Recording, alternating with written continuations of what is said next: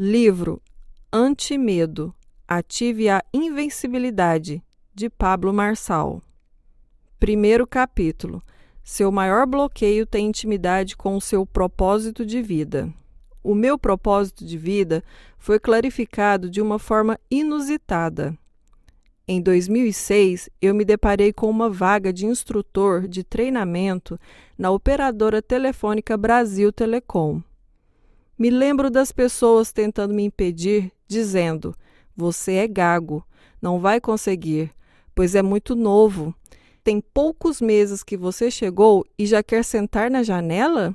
Naquele momento, eu era apenas um garoto que atendia telefonemas no call center. Me inscrevi para a vaga e não me atentei aos detalhes. Talvez você tenha passado por uma experiência parecida com a que eu tive, mas quero te convidar a viajar nessa história comigo. Vamos lá? No dia do processo seletivo, todos estavam de paletós, apresentações afiadas de PowerPoint, cabelos penteados, com gel e com uma postura impressionante. Eu estava vestido com uma camiseta e bermuda, um tênis Kicks de skatista, cabelo solto batendo no ombro e sem a bendita apresentação de PowerPoint, pois eu não fiz por falta de atenção. Nunca esquecerei as expressões que todas as pessoas faziam naquele ambiente. Nunca me senti tão desprezado ou humilhado como naquele momento, mas verdadeiramente eu converti aquela energia e uma ira foi acionada dentro de mim.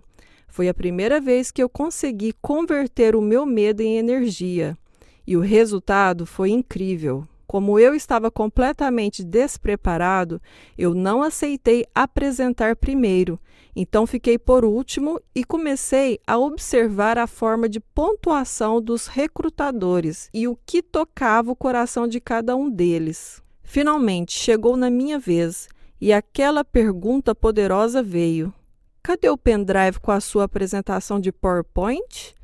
Respirei fundo e respondi: "Eu tenho uma coisa melhor do que o PowerPoint." Então abri o navegador de internet e acessei com a minha senha a intranet da Brasil Telecom, na área dos procedimentos, e comecei a minha apresentação. Fiz apenas perguntas para quem assistia. Para que serve essa intranet? Aqui tem tudo o que é necessário para um bom atendimento? O que falta para isso aqui ser melhor? Vocês sabem o motivo do Império Romano ter governado o planeta por quase 1 milênio? Você sabe qual era o peso do escudo de um soldado romano? Vocês entendem a relação do Império Romano e o Brasil Telecom? Como o treinamento pode fazer essa empresa atravessar séculos? As primeiras perguntas geraram uma sensação de que eu estava enrolando os entrevistadores. Mas quando comecei a perguntar sobre o Império Romano, o ambiente mudou. Essa sacada veio na minha cabeça por conta da expressão treinamento, algo poderoso que sustentou o império e tudo aquilo que o prosperou nos últimos séculos, a começar pelo simples fato que o Império Romano sempre surpreendeu, adaptando e modificando o seu modus operandi, o seu jeito de guerrear. Daí eu disse: a Brasil Telecom é um grande império e, para continuar expandindo, precisamos treinar todas as pessoas que estão conosco. E como operador, eu percebo que não estamos apaixonados por treinamento, pois cada um faz como quer e não valoriza o que já está escrito. Essa é uma empresa que definitivamente não é lembrada pela excelência naquilo que faz. Todos ficaram chocados, pois a apresentação deveria ser técnica, sobre internet e redes, mas não toquei neste assunto. Foi um momento ativacional, onde eu precisei mostrar para aqueles que estavam diante de mim que o simples fato de mudar uma intenção, voltando-se para o desenvolvimento de pessoas e ativando a paixão delas por isso, poderia mudar completamente a história daquela empresa. As pessoas precisam amar e se divertir com o que fazem. Caso contrário, farão somente o necessário e muito mal feito. Eu continuei dizendo: não estou aqui pela vaga, mas pela necessidade de fazer a Brasil Telecom expandir e dominar com excelência no que fazemos de melhor, que é conectar pessoas e atender bem cada uma delas. Uau, você pode imaginar isso?